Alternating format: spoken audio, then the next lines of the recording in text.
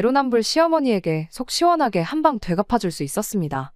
저는 올해로 31살이고 남편은 저보다 2살이 많아요. 결혼한 지도 어느새 벌써 3년이라는 시간이 지났네요. 남편은 친구의 소개로 처음 알게 되었습니다. 소개를 받았을 당시에는 사실 딱히 연애나 결혼에 대해서 큰 관심이 없던 시기였어요. 소개 자리도 사실 친구가 주변인 중에 연애 안 하는 사람이 저밖에 없다며 딱 한 번만 나가달라고 부탁을 하는 바람에 등 떠밀려 나가게 되었던 거고요. 친구 얼굴을 봐서 나갔던 터라 애프터 생각도 딱히 없었는데 첫 만남 이후로 남편이 집요하게 연락을 해왔고 그렇게 3번을 더 만나면서 저도 남편이란 사람에 호감이 생겨서 연애를 시작하게 되었죠. 연애 시작하고 얼마 지나지 않았는데 문득 내가 결혼을 하게 된다면 이 사람이랑 하겠구나 하는 확신이 들었던 적이 있었어요. 그렇게 연애 초반에 결혼 이야기를 제가 먼저 꺼내게 되었고요. 연애하자고 매달렸던 건 남편인데 결혼 이야기는 제가 먼저 시작한 거죠. 그리고 연애 시작한 지 8개월이 지났을 때 저희는 양가 어른들과 지인들의 축복 속에 결혼식을 올리고 있었네요. 저랑 남편 나이를 생각해보면 결혼도 꽤나 일찍 한 편이고 연애 기간도 짧은 기간에 속합니다. 결혼은 반반 결혼을 했어요. 남편이 그동안 회사 다니며 모아놓았던 돈 6천만 원을 가져왔고 저는 제가 모은 돈 3,500에 모자란 만큼은 친정부모님께 도움을 받아 정확하게 반씩 부담했습니다. 결혼 비용이나 신혼집 같은 걸 생각하면 사실 한참 모자라는 돈이었어요. 대출을 꽤나 많이 받아야 했지요. 이자 부담에 여러 가지 이유로 결혼 후에도 계속 맞벌이는 유지할 계획이었습니다. 저는 평범한 중소기업에 다니고 있었고 남편의 경우는 그래도 관련 업종에서 이름이 어느 정도 알려진 회사를 다니고 있었죠. 회사 규모도 적당히 크고 다 좋았지만 월급이 넉넉한 편은 아니었습니다. 제 월급이 200 조금 넘는 상황이었고 남편도 300만 원 정도의 월급을 받으며 일하고 있었어요. 둘이 합쳐도 대출이자 생각하면 벌이가 넉넉한 편은 아니었지요. 결혼 허락 받으러 갔을 때 시어머니가 제 월급에 대해서 물어봤던 적이 있어요.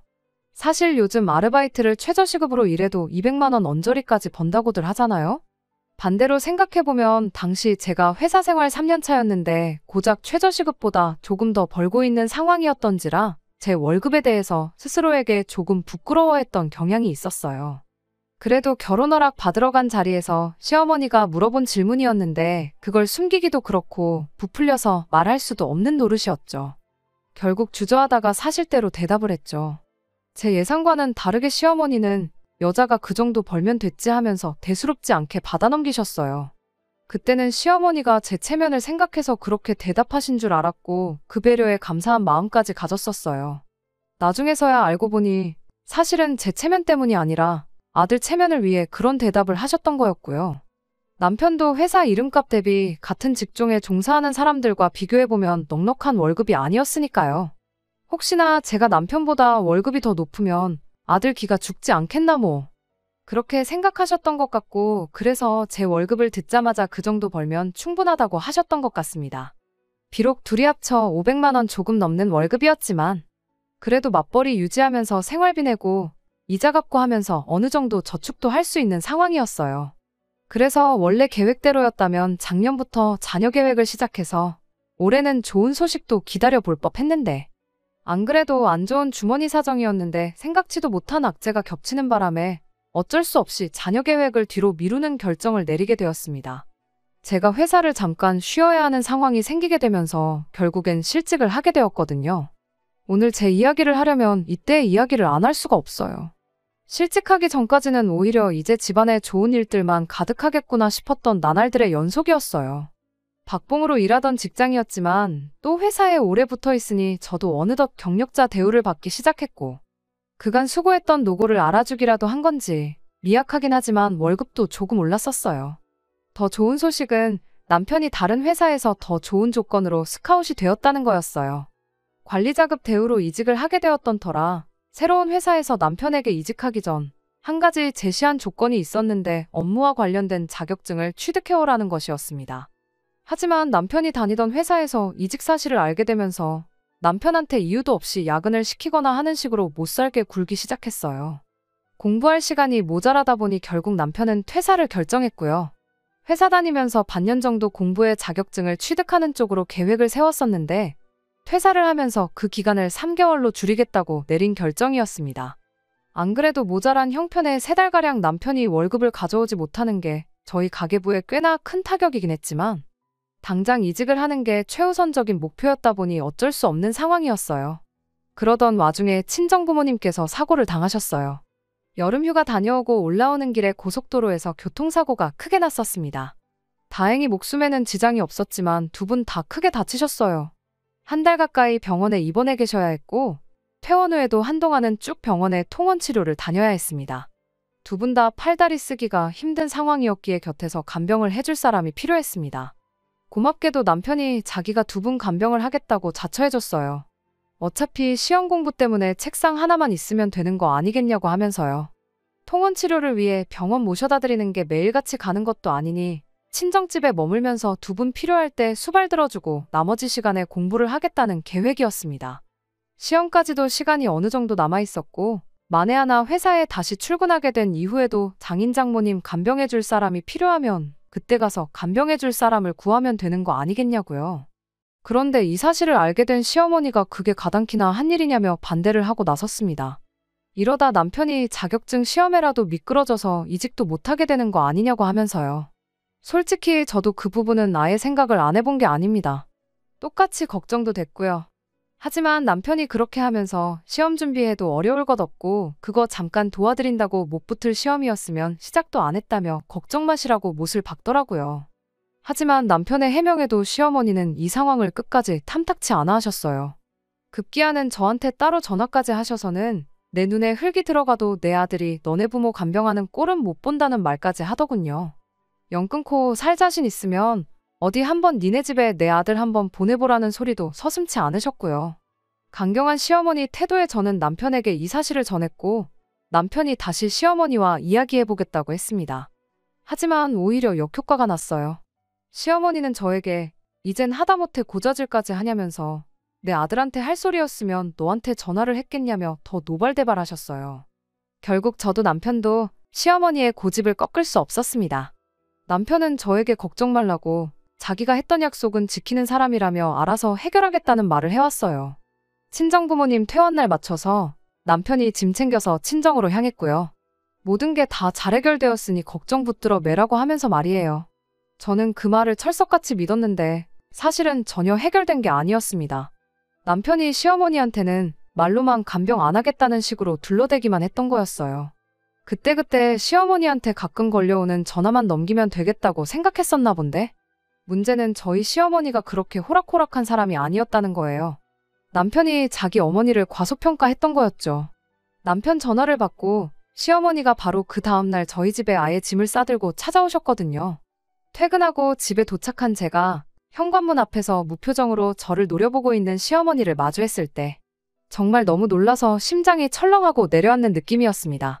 남편은 친정에 있는 동안 공부한다는 핑계로 시어머니 전화를 계속 무시하고 있었던 상황이었던 터라 시어머니가 설마 집에까지 찾아오셨을 거라고는 상상도 못했었고요. 시어머니는 당장이라도 제 머리채를 잡을 기세로 다가오더니 저보고 빨랑 앞장서라고 니네 친정에 내 아들이 가 있는지 아닌지 두 눈으로 똑똑히 확인을 해야겠다 하시는데 시어머니가 제 곁에 바싹 붙어있던 터라 남편한테 그 어떤 신호도 줄 수 없었고 결국 그렇게 시어머니 모시고 친정집에 도착하게 되었습니다. 이유는 안 봐도 뻔하겠죠. 아주 친정집이 난장판이 되었어요. 시어머니는 아직 뼈도 제대로 안 붙어 거동도 불편한 저희 친정부모님께 할 말 못할 말 가리지 않고 따따따 쏘아붙이기 시작했습니다.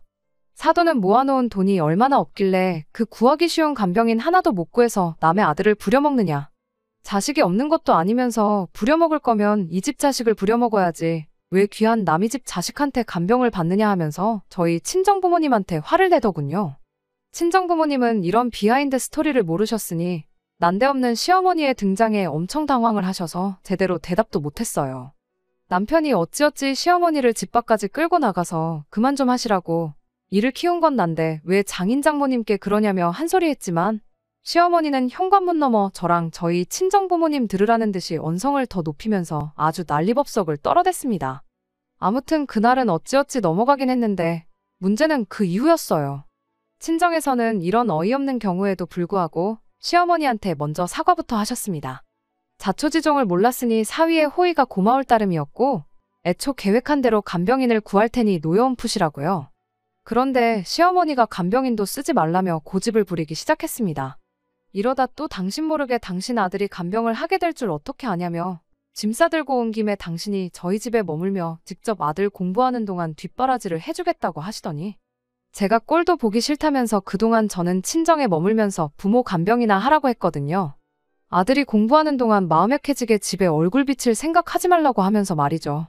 시어머니는 집에 내려갈 마음이 없어 보였고 솔직히 저도 시어머니한테 많이 실망했고 화나는 게 있어서 그렇게 하겠다 했어요.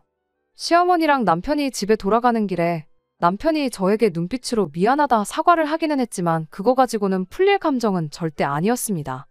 친정부모님이 저한테 너까지 일을 안 하면 집에 수입이 없지 않느냐며 간병인 쓸 테니까 그럼 그동안 친정에서 지내면서 출퇴근을 하라고 하셨지만 제가 괜찮다고 직접 간병하겠다고 했습니다. 사실 그때까지만 해도 제가 회사에서 잘리게 될 줄은 몰랐거든요. 월급이 오르면서 당시 회사 사장이 장기 근속한 사람들은 특별 대우를 해줘야 한고 하면서 무급이긴 하지만 한두 달 정도 긴 휴가를 허락해주겠다는 말이 있었거든요. 원래는 이걸 나중에 아이가 생겨서 아이 태어났을 때 쓰겠다고 아껴두려고 했지만 상황이 그렇다 보니 어쩔 수 없이 미리 써버렸습니다. 그렇게 친정부모님 간병은 제가 하게 되었는데 세상에 한 달도 지나지 않아서 회사에서 청천벽력 같은 연락을 받게 되었습니다. 제가 하던 일에는 새 직원을 뽑았고 제 자리도 치웠으니까 쉬고 싶은가 본데 이번 기회에 한번 푹 쉬라는 말도 안 되는 해고 통보를 받았거든요.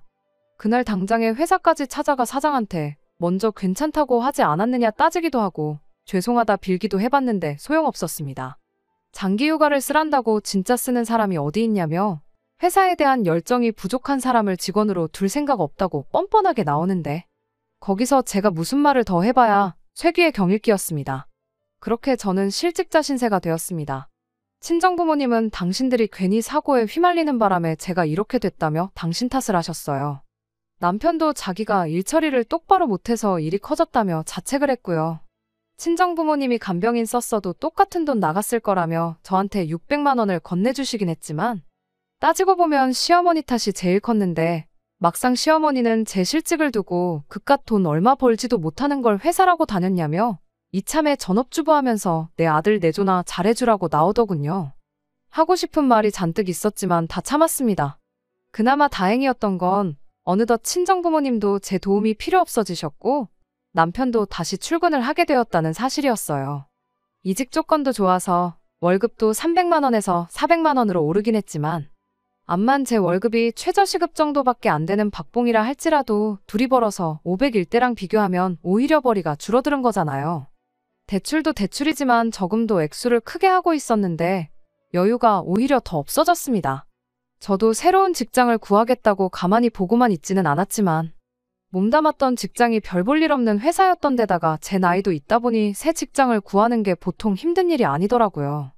그렇게 1년 정도 아르바이트와 취직 준비를 병행하며 노력했지만 결국 취직이 되지는 않았습니다. 결국 취업을 포기하고 전업주부 생활을 하기로 했어요. 어쨌든 결혼하면서 저희가 세워놓았던 인생 계획도 있었고 남편도 결혼 3년 차가 되니까 예정했던 대로 아이를 갖고 싶은 마음이 더 컸나 보더라고요. 새로 취직이 되면 되는 거고 아니면 아닌 거니 조급해하지 말고 천천히 새로 계획을 세워보자고 저를 다독여줬습니다. 시어머니 한 번에 고집에 꼬일 대로 꼬여버린 인생 계획이었지만 그래도 남편이 언제나 최선을 다했고 저한테도 이토록 잘했기에 우리 둘만 힘을 낸다면 앞으로 다 잘 풀릴 거라 생각했어요. 시어머니하고는 그날 사건 이후로 개인적으로 서로 전화는커녕 얼굴도 안 보는 사이가 되었던 터라 고부간의 갈등 문제는 크게 걱정이 되지 않았습니다. 지난 시간 동안 시댁에 일이 있으면 남편 혼자 다녀오는 식으로 지내고 있었고 저도 언젠가부터는 시어머니라는 존재를 잊고 지냈었는데 최근 언젠가부터 시어머니한테 매일같이 전화가 오기 시작했습니다. 1년이 넘는 시간 동안 연락 한 통 없이 지냈고 남편한테도 저를 괘씸한 며느리라 칭하며 평생 둘이서 서로 얼굴은 볼 일 없을 거라 호언장담하셨던 분이 이렇게 매일같이 연락을 해오니 솔직히 다른 속내가 있는 건 아닌가 하는 의심도 들었어요. 걸려오는 전화를 계속 무시만 하고 있다가 혹시나 싶어 남편한테 뭐 알고 있는 거 있느냐고 물어봤는데 남편도 전혀 감도 안 잡힌다며 모르겠다고 하더라고요. 조만간 시댁 찾아가 무슨 일인가 물어보겠다고 하길래 그러라고 했죠. 그러다 얼마 뒤에 남편이 생각지도 못한 소식을 가지고 왔습니다. 시어머니가 그동안 저한테 너무 미안했고 그때 일을 사과하고 싶다고 저한테 계속해서 연락을 했던 거라 하는 거예요. 놀랍기도 했지만 솔직히 그때까지도 별 믿음이 가지는 않았습니다. 제가 연락을 피하긴 했지만 전화만 안 받았을 뿐. 문자를 보낸다던가 직접 찾아온다던가 하는 식으로 다른 연락을 취하는 길도 있었을 테고, 아니면 제가 몇 주 동안 걸려오는 연락을 다 무시하고 있을 때 아들인 남편한테 저랑 중간다리를 놔달라던가 하는 식으로 말을 꺼냈으면 일이 더 빨랐을 텐데 말이에요. 사실 시어머니랑 풀고 싶은 마음은 없었지만 또 남편이 이렇게 기쁘게 소식을 전해오는데 그걸 무시할 수는 없겠더라고요. 아무래도 어머니와 아내 사이에 껴있었으니 남편 속이 아니었겠죠. 자식 입장에서 며느리인 제가 먼저 숙이고 들어갔으면 하는 바람도 있었을 텐데 저한테 그런 식의 강요는커녕 그 어떤 뉘앙스조차 보이지 않았던 사람이에요. 그런 남편이 뛸 듯이 기뻐하며 이제 시어머니랑 풀 수 있을 것 같다고 좋아하는데 그걸 보고 싫다고 거절할 수 없겠더라고요. 그래서 얼마 뒤 날을 잡아서 남편하고 시댁에 찾아갔습니다. 예전처럼 제가 시어머니를 좋은 분이라 생각하고 기대에 부응하기 위해 노력하는 그런 고부관계는 물 건너갔지만 형식적으로나마 남들 하는 만큼은 하고 살겠구나 하고 찾아간 건데, 그런 저와 남편의 기대는 시댁에 도착한 지 단 30분도 지나지 않아서 산산조각이 나버리고 말았습니다. 처음에는 마음에도 없어 보이는 제 안부랑 친정부모님 안부를 묻기 시작했어요. 원래도 살가운 관계가 아니었다 보니 그나마 그 이야기가 끝나니 5분도 안 돼서 대화할 거리가 떨어지고 말았죠. 어색한 표정만 주고받으며 침묵을 유지하고 있었는데 시어머니도 이게 뭐라고 더 길게 끌게 뭐 있나 싶었는지 곧바로 본론을 꺼내더군요. 시어머니가 원래도 계속 무릎 쪽이 안 좋았는데 얼마 전에 실족을 하면서 크게 넘어지는 바람에 안 좋았던 무릎이 더 안 좋아졌나 보더라고요. 이참에 회복하면서 인공관절 수술을 받아야겠다는 계획을 세웠나 본데 수술을 받으면 한 3주에서 한 달 정도는 입원이 필수라고 합니다. 거기에 병원에서 수발 들어줄 간병인이 필요한 상황이었고 퇴원하고 나서도 한동안은 보조기구가 없으면 거동도 불편한 상황이라 그때도 곁에서 당신을 도와줄 사람이 필요했던 거예요. 저랑 풀고 싶어서 저를 찾은 게 아니고 그걸 저한테 시킬 계획으로 저를 찾았던 거죠. 말로는 화해하자고 이참에 매일같이 붙어 지내다 보면 자연스럽게 관계가 회복되지 않겠냐고 하면서 대놓고 병수발을 강요하더라고요. 하지만 제가 좋은 대답을 할 리가 만무했죠. 저도 한때는 무조건 시어머니 탓만 하지 말자고 생각했던 적도 있었습니다. 100번 양보해서 시어머니 말도 일리가 있다. 남편이 자처해서 친정부모님을 간병하겠다 나섰지만 결국 따지고 보면 시어머니 말대로 제가 남편한테 대리효도를 시킨 거였다. 무조건 시어머니만 탓할 게 아니다. 이렇게 말이죠. 하지만 친정집까지 쳐들어가서 저희 부모님한테 돈이 있네 없네, 경우가 있네 없네 따지며 큰소리 친 것부터 제 실직에 늦춰진 자녀 계획까지 그런 거 생각해보면 도무지 좋은 대답이 나오지 않았어요. 어떻게 좋게 돌려서 거절해볼까 했는데 단호하게 말하는 것만큼 깔끔한 게 없는 것 같다 싶어서 간병은 못 해드린다고 딱 잘라서 대답했어요. 조금만 생각해봐도 제가 시어머니 간병 요청을 거절할 건덕지밖에 없는데 시어머니는 제가 거절하고 나오는 걸 전혀 예상도 못했나 봐요. 화해하고 싶다고 했으면서 제가 거절하자마자 저한테 화를 내기 시작했거든요. 그것만 봐도 애초에 화해는 그냥 간병 이야기 꺼내야 되니까 했던 소리였다는 걸 알 수 있었어요. 보나마나 간병인 한 달에 한 250 정도는 줘야 한다니까 그 돈이 아까워서 저한테 시킬 계획이었던 거겠죠. 아니나 다를까 곧바로 돈 이야기부터 꺼내더군요. 어차피 너 내 아들이 뼈 빠지게 벌어온 돈 축내면서 집에서 놀고 먹고 있지 않냐고 하면서 요 근래 일도 안 하고 내 아들 밑에 빌부터 산 밥값 내는 셈 치는 거라 생각하라면서 묻지도 따지지도 말고 당신 간병을 하라고 하는데, 옆에서 이 상황을 지켜보던 남편이 꽉 쥐고 있던 두 주먹을 바들바들 떨면서 시어머니한테 크게 한 소리를 하기 시작했습니다. 지금 내가 외벌이를 하고 있는 게 누구 탓인데 그런 소리를 하시냐면서요. 그리고 제 속에는 쌓여만 있던 말이었는데 남편이 시어머니가 친정집 쳐들어와서 저희 부모님한테 했던 말을 그대로 읊어주기 시작했어요. 어머니는 모아놓은 돈이 얼마나 없길래 남의 집 자식한테 간병을 시키느냐고, 부탁할 거면 어머니 말대로 이 집 자식인 나한테 하는 게 맞는 거 아니냐고 하면서요. 시어머니가 대번에 너는 돈 벌어오잖니 하면서 말을 꺼내는데 말 끝나기가 무섭게 남편이 그때도 집사람이 혼자 돈 벌어오던 상황이었던 거 알고 계셨지 않느냐고 하더니 더 듣기 싫다고 간병인 쓰시고 돈 없어서 그러는 거면 알아서 하시라고. 내 배우자를 가족 대우는커녕 식모만도 못한 취급을 하시는데 어머니가 나한테 부탁해도 간병해드릴 생각 없다고 딱 말을 자르대요. 저보고 그만 가자고 저를 데리고 일어나면서 진심으로 사과하실 생각 없으면 앞으로 나한테도 연락하지 마시라 하고는 현관문 밖을 나섰습니다. 처음엔 남편이 나 때문에 어머님과 대판 싸우게 됐구나 싶어 당황스러웠는데 제가 속에만 담아두고 미처 꺼낼 엄두도 못했던 말들을 다 쏟아내주니 마음 하나만큼은 정말 후련했네요. 시어머니는 집 밖으로 나가는 저희를 두고 자식 새끼 키워봐야 아무 소용이 없다고 며느리 하나 잘못 들였다가 아주 집안꼴이 말도 못하겠다며 엄청나게 욕을 퍼부으셨습니다.